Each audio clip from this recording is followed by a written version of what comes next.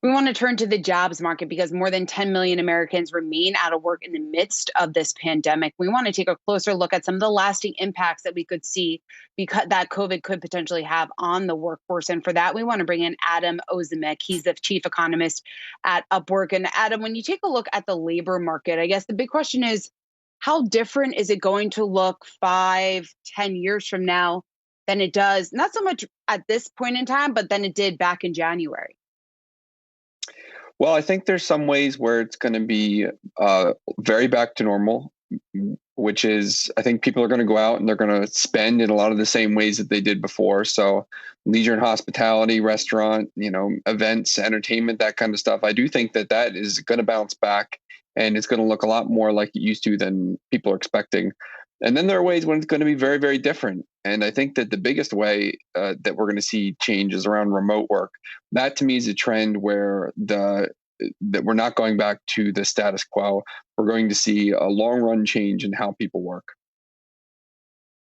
When you take a look at this work from home trend, I think the question is whether or not certain industries are going to lead this. When you take a look at some of those trends, are there any industries that you think are most likely to have most of their employees or the majority of their employees working from home?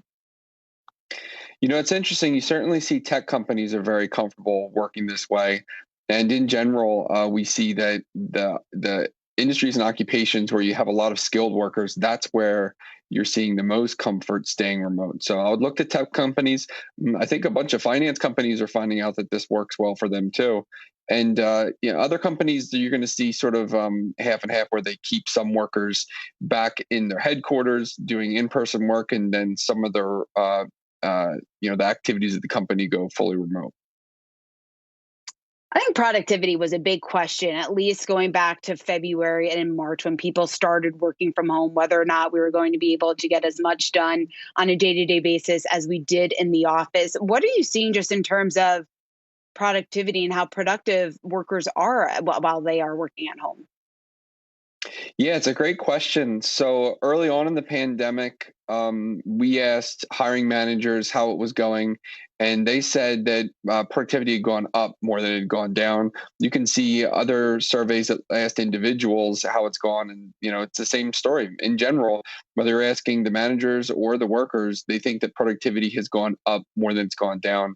And at Upwork, we just did another survey of hiring managers just this month, and we found that productivity has gotten better over time. So not only did productivity go up when they started working remote, but since then it's gotten better as people have learned how to work better this way. They've adapted to the technology. They figured out what technology works best for them. And so you have this sort of one-time boost of productivity, but I also think that it's going to be a long-run thing that gets better as people, learn by doing.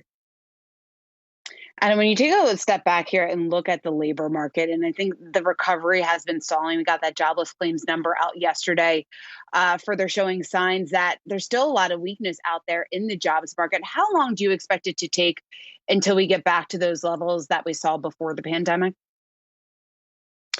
Well, that depends a lot on what happens in Congress and what happens over the next few months. We are entering a tremendously risky period where small businesses who have struggled through and made it this far, they can see the light at the end of the tunnel, but they're low on cash and they're about to face a few months of weakness, especially in sectors that are getting hit really hard, like leisure and hospitality, arts, entertainment, and recreation.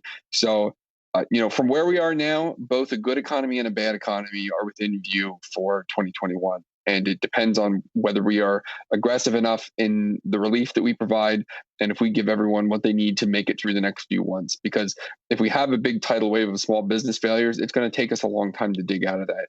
But if we give small businesses what they need to make it on the other side of this, if we give workers what they need, then I think that we can have a pretty quick recovery. And when you take a look at the fact a couple of years from now, hopefully, when we get back to the levels that we saw before the pandemic, companies are going to have a tough time, possibly, competing for that top talent. Is work from home something that you think companies are going to have to offer to attract those top employees?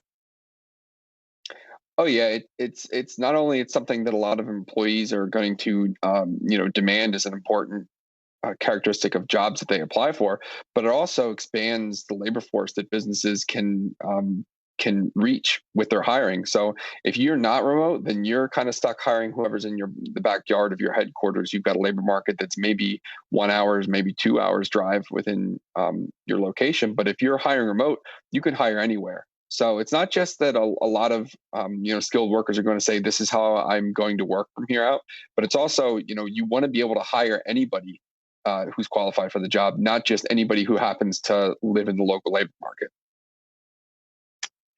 Adam Ozimek, Upwork's chief economist. Thanks so much for taking the time to join us. Interesting stuff. Yep. Thanks for having me.